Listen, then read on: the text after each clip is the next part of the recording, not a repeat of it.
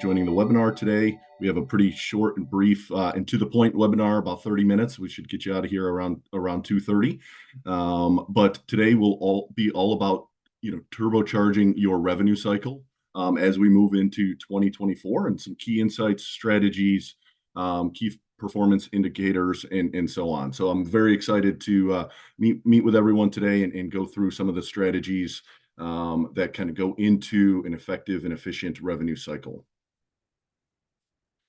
So just some really quick housekeeping items. We strongly encourage you throughout the webinar to ask questions. You will see just like you see in the screenshot there, a little Q&A button where you can type in questions. And I have a couple of colleagues, Ashley Haskins and Tom Katie here from our BillMax division that are ready and able to answer any questions that you might throw at them. If they feel like it would be great for the entire audience to hear, we may keep that to the end. So just notate that, or I may cover it in a future slide. But again, we really do encourage as much interaction as possible. And then the only other item as we get to the end, I will try to save a few minutes for questions if we have that, if we have extra time. But at the conclusion of the webinar, if you would not mind, we have a 4-question survey that just asks really quick, just takes a minute or two, just to get your feedback with respect to the content, and what you might want to hear about in the future, those types of things. And it really does help us as we move into 2024. We've had a lot of success with our webinar series here in 2023, and we want to keep that going. And so your feedback is very valuable to us. All right, so myself, my name is Chris Plante. I'm our Senior Vice President of our BillMax division, which is our revenue cycle management services unit of the more global central reach company. We provide billing services for roughly 100 CR enterprise customers. And we do that exclusively on the CR enterprise software platform. And I have actually been with Central Reach since the company was founded roughly 10 plus years ago. For the first 2/3 of my career here at CR, I worked on the software side, everything from customer support, success, onboarding, and helping to oversee those teams. And really in the last 3 or 4 years have been focused on our BillMax division, as that demand for our services and revenue cycle services has grown. We've put more and more resources towards it. And it's been a really exciting time, and we're looking forward to kind of what that growth continues to be, in 2024. And then even prior to CR, I've been in the ABA field, working for an ABA therapy company. And on a personal level, I have a son on the spectrum as well, and he has received his fair share of ABA therapy over the years. So both professionally and personally been really kind of involved in this field, and really enjoyed being able to work with both clinicians, the staff at BillMax and Central Reach, along with clients and patients. So really excited, like I said, to jump into kind of the webinar. So just really quick from an agenda perspective, we'll give a really quick overview on, the ABA rev cycle, which is a little bit different than kind of your normal standard healthcare.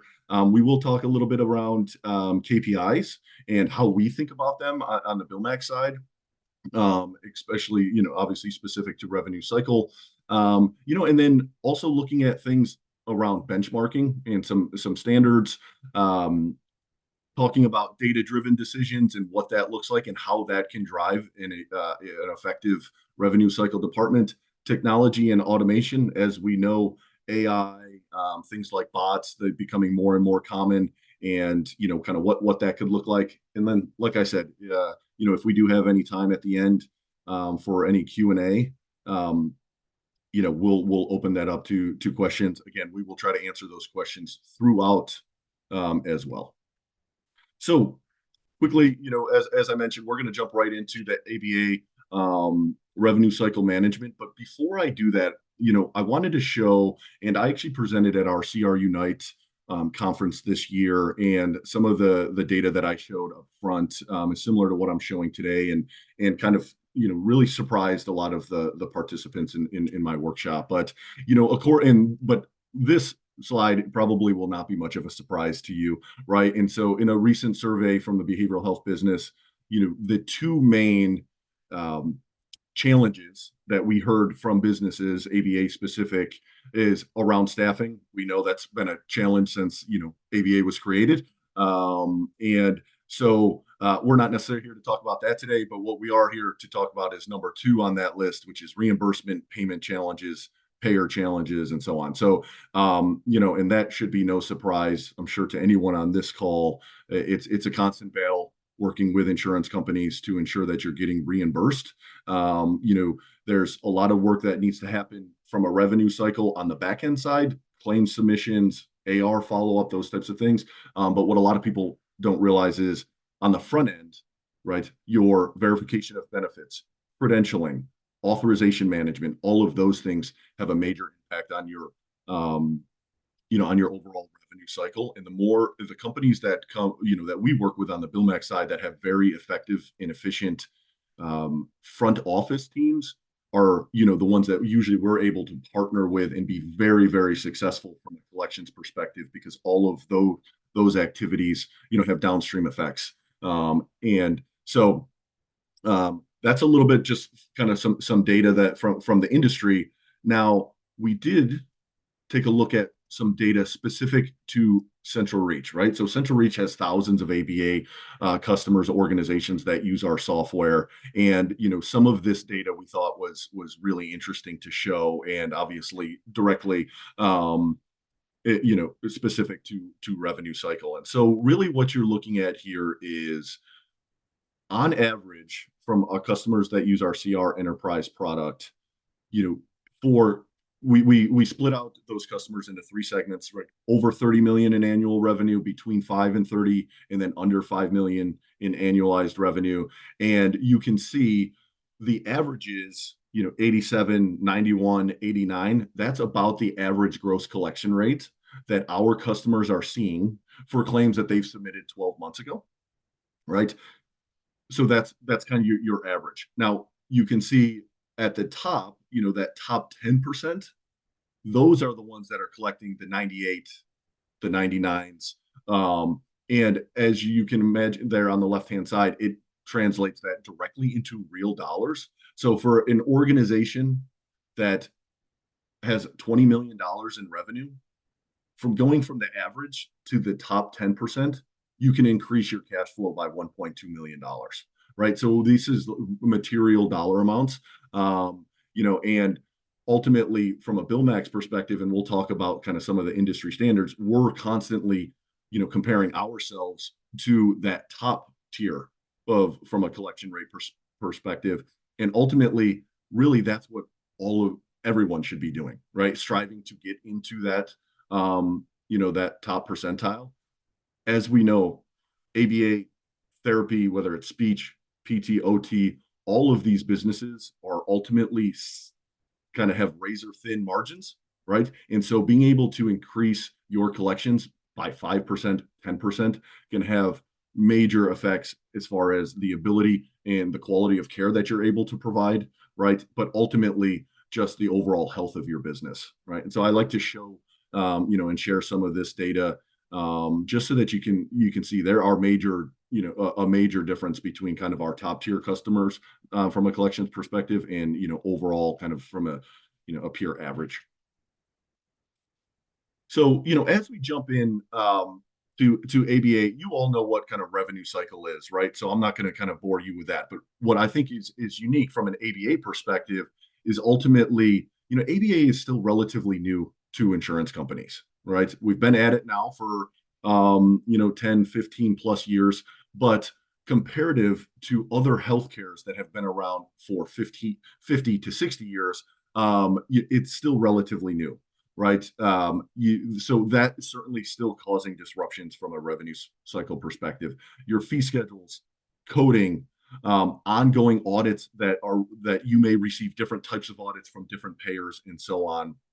All of these things it is important for you all to have very strict processes that come into play, because ultimately the insurance companies are still trying to figure out exactly what their standards are ongoing, and can essentially put providers in a tough spot from payer to payer, kind of knowing what to expect ongoing.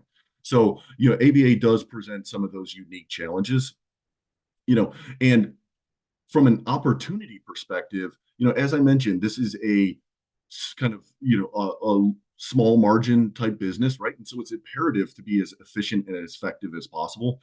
So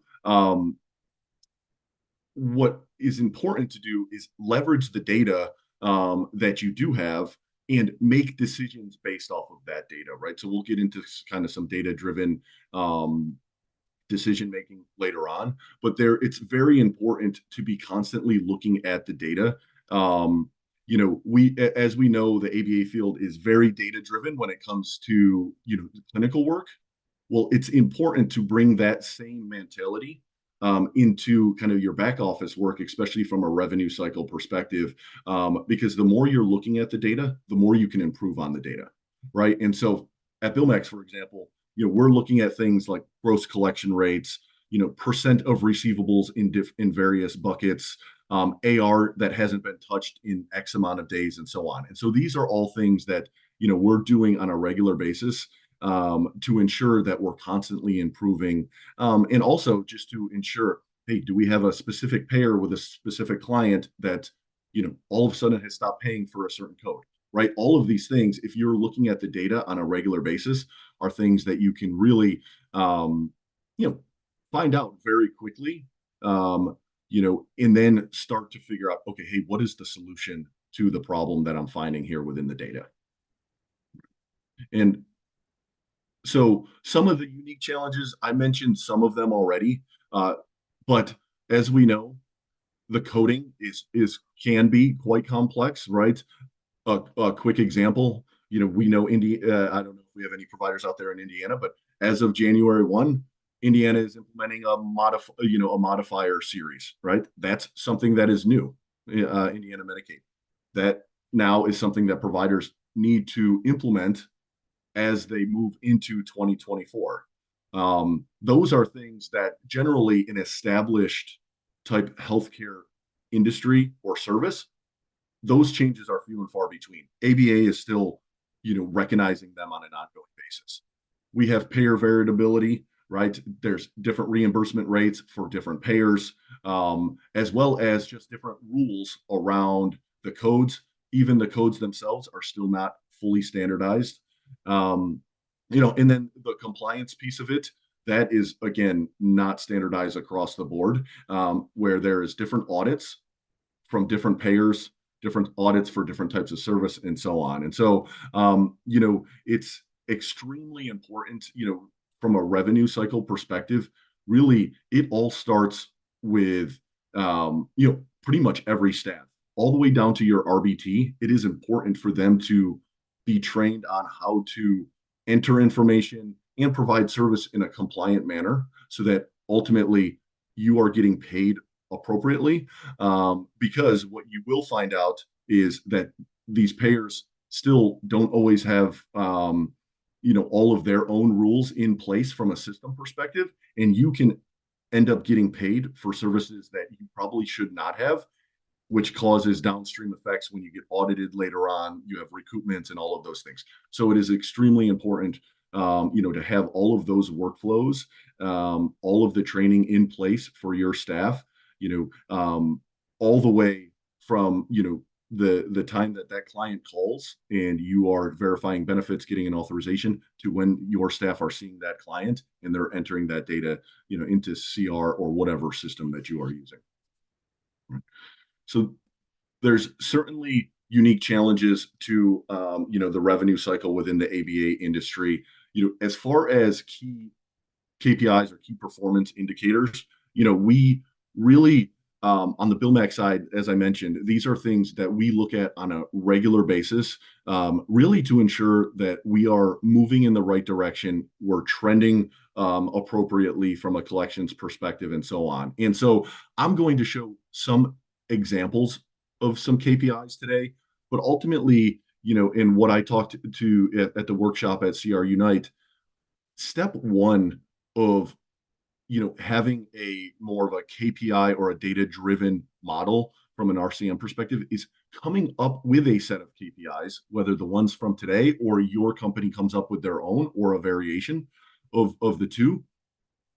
Step one is coming up with what those KPIs are so that you can start tracking them. You can always modify and adapt your KPIs as you go and as your company grows, but you have to have a starting place, right? Without that, ultimately, it's very hard to evaluate. Are you as your team doing a good job as far as from a collection perspective and an overall RCM perspective? So some of the key performance indicators, and what I love about this is some of the like reports I'm showing right now. These are stock standard reports right within Central Reach that you can use on an ongoing basis, right? So a couple of those are around gross collection rates. So you can see that 12-month in this, the numbers that I'm showing, these are ultimately the numbers that BillMax strives and historically have been able to capture from a gross collection perspective. We're up there in that, top 10% decile of customers that, like I showed on that previous graph. And really, we're looking to get to the 98, 99% of gross collections after 12 months. But we're also looking for the velocity of payments. So really within 90 days, we want to be over 90% of collections, right? So for claims that we processed 90 days ago, our goal is that 90% of them have actually been collected, right? So not only are we getting to, as close to the 100% of collections as possible, we're also looking to get the speed of collections. As we know, cash flow is integral to your success. So the faster you collect the money, the less resources you have to put into it from a follow-up perspective, and ultimately the more valuable that those dollars become for you. We also look at, for our customer base, the receivables in the buckets that they go into. And a lot of these, is really just looking at similar data, but different ways, right? And so ultimately, we are looking to have very minimal dollars in that 120 plus bucket, right? And those, percentages get higher as the dates of service get closer to today. But ultimately, as we all know, the longer something is outstanding, the more those dollars are going to, the lower the chance is of actually collecting those dollars, right? And so it is imperative to collect, as quickly as possible with as few kind of resubmissions, as possible. So some of the other things that we look at, and this is just a follow up on the gross collection rate, but really kind of the waterfall, right? And this is also something that can help you then predict your forecasting, and really looking at, okay, hey, after 12 months, we get to our 97, 98, 99%. But in month one, how much are we collecting of the services that we provided in that same month, right? And then how much in month two are we collecting for services from 1 month ago, right? And kind of looking at what that waterfall looks like. So that's another thing that's on the BillMax side. And then really the other thing that we do is look at AR by category, right? By payer, by service code, by location. This also allows us to really determine, hey, are we having an issue with our receivables for a certain customer at one of their locations, right? That could identify an NPI issue, an address issue, some type of setting that might be off, right? And so the more ways you can look at the data, the more you can find out, hey, is there something going on that we need to address? And then from a benchmarking perspective, as I said, we're constantly comparing ourselves to top performers, right? Within our customer base, we have some customers that are, have very streamlined processes and collect very, very well, right? And so, our thought process is if we're able to match what some of our, customers at that top tier of collecting 98, 99%, right? We can then offer that to businesses that perhaps don't have that um, uh, kind of structure in place right now and are looking for someone to come in and really kind of solidify that aspect of it, and they can focus on the clinical piece of the business. But ultimately, looking at these benchmarks is very important, so that you can ensure that you're staying competitive, within your industry, right? And so, why do some of these benchmarks matter? Again, being competitive in a low margin business is extremely important, right? As we know, there are wait lists for almost all of the clients that we talk to, right? But the clients, so you would think it seems almost outrageous that a business, someone could go out of business when they have more sales theoretically than they know what to do with. Well, the problem ultimately becomes is if you're not operating properly, right, and you're not collecting the dollars that you are supposed to, you are going to have more dollars going out the door that are coming in, right? And that's ultimately where you start to get yourself into trouble, from a pure business perspective, right? And so some of the key benchmarks that we look at: denial rates. I talked about gross collection rates, AR days, clean claims rates, right? And then bad debt write-offs. That is, a lot of times you can almost directly relate your bad debt write-offs to the things that happened prior to a client even being seen, right? Did you verify the benefits properly? Did you get your staff credentialed properly? Did you get the appropriate authorization, right? And from there, that for our customers, when when they initially come to us, a lot of times they'll ask us to take a look at their old AR. The vast majority of it, if it is not collectible, falls into those buckets, right? So I would very much encourage everyone post this call, to as you move into 2024, it's not just about evaluating your kind of back office RCM. It's really the front end RCM, or what I'll call front end RCM. Those client intake, authorization, credentialing departments as well. So some of the industry standards, as you can see, we talked about a little bit about the average days in accounts receivable, um, the denial rates, right? Ultimately, you would like to see less than 5% of your claims get denied from a clearinghouse and not even make it to a payer, right? Step one is actually getting the claim to the payer. From there, if the payer denies, now of course that's going to kick in your accounts receivable process, and then your gross collection rate, as we talked about. We generally see across our customer base, which we feel is a very good sample size for the entire ABA industry. That benchmark right now is at 88%, right? And so as you look at your own business, are you around that? Are you below that? Are you above it? Those are all things you can go back and look at. And if you are below it, right, what are some things that you could potentially do, as far as looking at your process, becoming more data driven, to ultimately increase those percentages, right? And then of course there's also options like BillMax, of other third parties, that you could look at if you do feel like, hey, I have a lot of other things going on in my business right now. I'm not collecting the way I should be. Let me you work with a partner that can get me there so I can, focus on the tens of thousands of other things you have going on in your business on a day-to-day basis. So, you know, I've mentioned kind of the data-driven decision making a few times now, and it's at the BillMax side, it's really kind of embedded in our day-to-day. We use a lot of the reporting that is right directly within Central Reach. We also do some of our own reporting that is outside of Central Reach in other business intelligence tools. And so there's a variety of ways that you can do that. But ultimately, the goal, and what I'm kind of preaching here is really to not make decisions kind of based on your gut, right? We all know, and especially for growing businesses, you have probably a handful of people that know your business inside and out. And the risk there, is by just constantly making gut decisions is, number one, you're not using the data that's at your fingertips to kind of go along with your intuition. But if those people were to leave, right?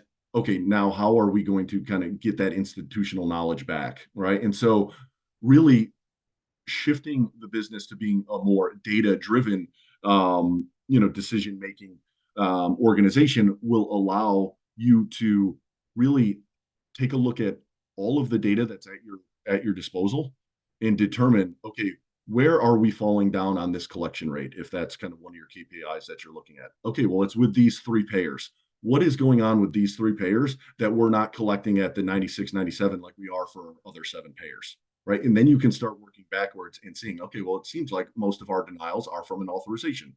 Right. And so those are really what it becomes, where the data becomes very powerful for you to become more and more effective, and get into kind of that top tier of, revenue cycle organizations, within the ABA industry. And so from a driving strategic improvements, right? So the benefits, obviously things like forecasting, budgeting, those are huge. As your company continues to grow, and as you ensure, okay, if we are going to have X revenue growth, we're going to have Y cost growth. Are we still going to be a profitable organization, assuming we are doing and hitting both of those, budgets and forecasts, right? And then ultimately, you can really start to get into predicting things as you move forward. The more and more data, that you're looking at on a regular basis, the easier it is to start to predict and look at trends over time, really to ultimately predict the future. And I do know I'm coming up here on 2:30, so I'm going to kind of move a little bit faster, but I may go just a couple minutes, past the bottom of the hour. Of course, if you have to drop off, feel free. But anyone that would like to stay on, I should finish up here in the next 2 or 3 minutes. So really, as we're kind of getting towards the end, technology and automation. This is also, as we know, the world of software and technology is really moving into aspects of artificial intelligence, really different tools that allow you to automate different processes. On the BillMax side, we're constantly looking at ways that we can do that. To make ourselves more efficient and effective as possible, allow us to offer as competitive rates as possible, so our customers have as low as possible cost to collect. And so this is something that I would stress to everyone on this call as you go back and look at your organization, your processes, where within those processes can automation come into play, where you can get more and more efficient and effective, and ultimately bring down your cost to collect and increase your overall collections. Right, that is the goal, ultimately, of any revenue cycle department. Right, and so we can improve efficiencies, reduce manual errors, enhance our overall data accuracy. Right, and then, as I mentioned, faster collections, lower costs, is really what we're striving to do as we bring more and more technology and automation into the workflow. So with that, as I mentioned, I know I got through a lot of slides here in a short period of time, but ultimately, this is really just the tip of the iceberg as far as some of the different things that you can do, and start to look at as you move into 2024. We strongly, as I said, if you don't mind filling out that survey, we would very much appreciate your feedback. One of the questions in that survey, I did see some questions come in about, potentially speaking with someone from BillMax. One of the questions on that survey is, if you are interested in a consultation to learn more about anything you saw today, more about our services, anything along those lines. One of the questions in that survey is, would you like a consultation? If so, answer yes on that, and someone will reach out with by tomorrow to get that scheduled. But as I said, we very much appreciate everyone's time. Hopefully, you took a tidbit or two from this webinar.